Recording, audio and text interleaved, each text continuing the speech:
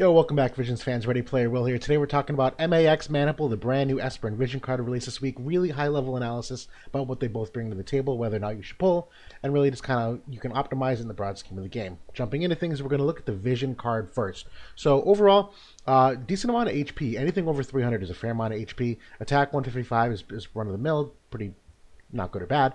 Defensive 4 obviously is nice, but the Ice Cast is relatively physically bulky, so although it may not be necessary, every little bit helps. And then if we're looking at the unit effects, the increased attack 10%, missile resistance 10%, ice attack 10%, and HP 10%. So a whole bunch of things there to add in terms of offensive output and survivability. And for the party effects, they get AoE resistance 20%, pierce attack 18, and crit rate of 25% up. So one of the things that immediately jumped out to me that I love is a 20% AoE resistance. To me, that's one of the gatekeeping stats of the, if you will, at the top end of the game, where a lot of the metas do have access to AoE resistance. And one of my favorite things about, and we'll get to this in a second, area resistance as well as unit resistance, is that there isn't any penetration in the game for it. What I mean by that is there are no skills that say, AoE resistance penetration 20%.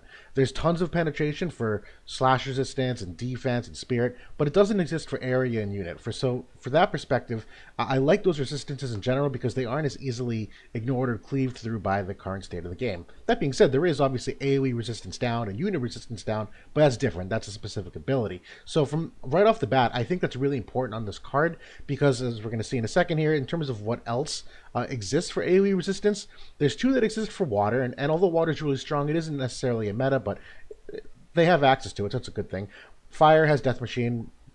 Do with that what you will. It hasn't really been prevalent in a while. But Dreams of Heroism is a Earth Vision card, and the Great Stag, which is the Jaden card, is a Light Vision card. The two of those cards are very strong for both of those cast of characters in terms of their survivability. So in terms of competing with them, I do think it's relatively important.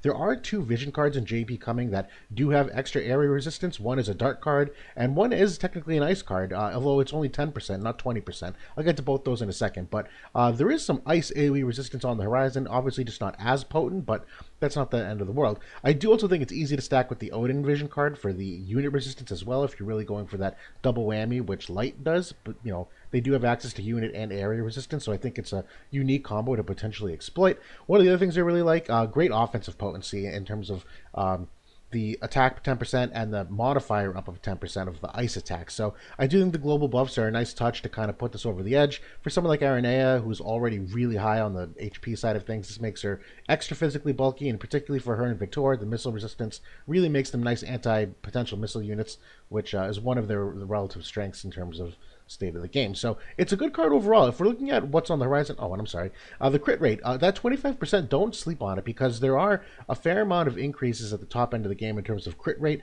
where the Maidens of the Rose Dark Vision card, as well as what the Light Vision cards have, increased crit damage and crit rate. Earth units also have it, and then the Lightning cast of characters also, is really dependent upon crit rate. So the fact that this gives an extra 25% really is just kind of like a balancing vision card. So it is nice because most of the other elements do have access to that kind of buff. The two pending vision cards, so this first one is an Ice Vision card. It is a UR card. As I mentioned, it's AoE resistance, but only 10%. So if you're looking at what might make this different than MAX, well, number one, it's a magic-oriented card. So it's right off the gate, you're getting spirit and you're getting magic stat instead of defense and attack. It really decreases activation time. I won't say if this card's better or worse, but if you're worried that you're going to miss out on some ice AoE resistance, this is at least on the horizon. I do think this card is comparatively weaker, but just a little more niche for what it's worth. And then the second card is the Garvel card, and that has 20 AoE resistance for dark units. So if we're talking about competitive balance and in the future, we already have Light that has it, Earth has it, Water has it, Dark has it, Fire has it, all of this access to AoE resistance 20%. Well, this is really, the MAX is really the only access of 20% AoE resistance for the Ice on a vision card like this, outside of just equipping Holiday Party, which is, universal to all, basically.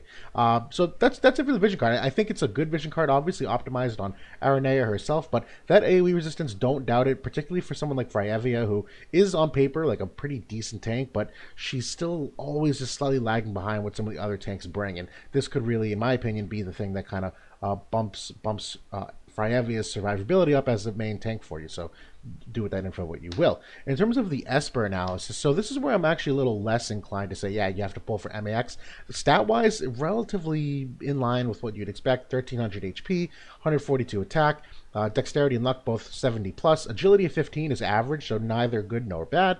And then the 25% resistance to sleep is probably on the worst side of things in my opinion. Sleep is not a commonly used status effect, at least in PvP, and it's a little more unreliable, so I don't think that's necessarily one you're like, oh, this is a great Esper to have so I can not fall asleep. Like, it's whatever. But I do think the ability of this Esper is incredibly strong. So it is a triple hit ability that is a 100% hit chance with a 50% in peril. And then this is kind of standard. It's an increase of 100% attack and magic buff to ice units, 20% for non-ice units. That's pretty, that last part's pretty standard. But the fact that this is a pretty decent AoE, triple hit, 100% chance, and a 50% in peril, that's really powerful. It might be one of the more powerful ones I can recall of late in terms of, you know, adding utility with damage, with just overall good buffs. And it's a missile type attack specifically, so it's interesting that if you have a slash and a pierce comp, that this will do missile damage, so kind of helps chip damage at all different damage types. If you're looking at the node potential, though, this is where I think the Esper kind of suffers. So this is I have a couple different builds here, and obviously you're limited to what kind of SP that you have to delegate the nodes to. If you have just any old ice unit, you essentially can get up to 25% ice attack. The biggest thing about this in terms of resistance is the 20% slash resistance, and then the rest of the nodes you can kind of fill out. You get some attack buffs, crit rate, evasion, crit damage, but none of these are terribly significant or unique. You can get access to a lot of these on many different Espers. It's really the ice attack and the slash resistance for any kind of ice unit that's obviously attack oriented, preferably, that you get this on. If you're going for, you know, a non-ice unit that can at least do pierce damage, so, you know, Oberyn and a handful of others that have come out recently. If you're going for it, you can still get access to 15% pierce attack and retain all the rest of the stats.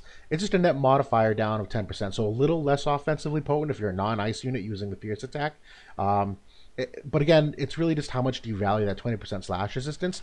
And then if you're talking about like non-ice, non-pierce units, this to me is where an Esper gets its true value. If you're putting it on a non-ice or a non-pierce unit, these are really the only benefits that you're getting, because the rest of them are essentially either going to be useless to the character, like ice attack. If you're a fire unit, you're not going to benefit from that. If you're using slash attacks, you're not going to get pierce attack. The other ones that are the ice resistance and the wind killer are obviously a little bit more niche. Wind killer, it's a fine, but you know, whatever. The machine killer is a little more niche. This is kind of where you gauge an Esper's true value. And so to me, it's really just a question of how valuable do you think these things are in the broad scheme of the game. And to me, it's probably on the lower side of things, but that's not saying it's bad. It's just on the lower side of things. And if you're looking at Aranea in particular, which is obviously who this Esper is tailor-made for, there's just some really amazing things here where it gets way more offensively potent, that she could benefit from both the ice attack and the pierce attack. She still gets the 20% slash resistance, the attack buff, the crit rate, and then that is technically a 3% evasion. I'm missing a number. But on Aranea, this is an amazing Esper. That's why I say it's really niche to what you might potentially use it for, whether it's an ice unit, Aranea, a pierce unit. If you're using it on any one of those three, this Esper does have some pretty relatively average value, and I say that because there are enough Espers in the game that still do some pretty good things for pierce attack. You know, Leviathan, a Titan, Alpha Karis, there's a Siren, there's a bunch of Espers that do pierce attack damage. It's really just how much you value that slash resistance. And if you're looking at the state of the game, at least from UR Espers only, there's obviously a bunch of MR and SR Espers that have slash resistance. Siren's got 25%, Odin's got 15%, Diabolos is 15%, and Demon Wall is 25%. Now, Demon Wall is limited, so if you don't have access to him, these are your only other options. So in this case, maybe 20% slash resistance is a little more valuable to you. But I don't really know if the difference between 20% and 15% is all that steep, that if you don't want to spend the Viz to, obviously, to roll on her and then to invest all the Alchris in her, may not be to the best benefit. So overall, I think she's an okay Esper, obviously a little more niche. I think the Vision card does have some upside, though, for the cast, particularly if you're using Aranea, obviously. But that's kind of things in a nutshell. Hopefully this is informative, and I'll talk to you all soon.